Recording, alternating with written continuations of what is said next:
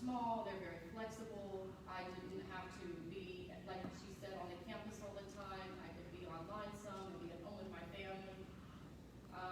So I spent about 4 years in the school psychology program because I was working full-time as an educational diagnostician in Pasadena ISD and going to campus at the same time. One day, I think I called or emailed Dr. Hendricker. I don't remember how it went down. I said, I think I might have to quit the program. My husband has just been diagnosed with cancer. I don't know how I can be a mom and a wife and take care of my husband and take care of going to school and trying to keep up with my studies. And she was like, no, no, no, don't jump out. And I was like, let me give this some thought.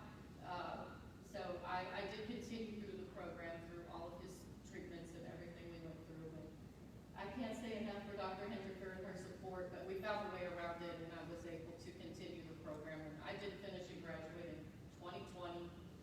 I never did graduate, well, or walk, should I say, because of everything. But I do have my big diploma on the wall in the frame. But these ladies were just amazing.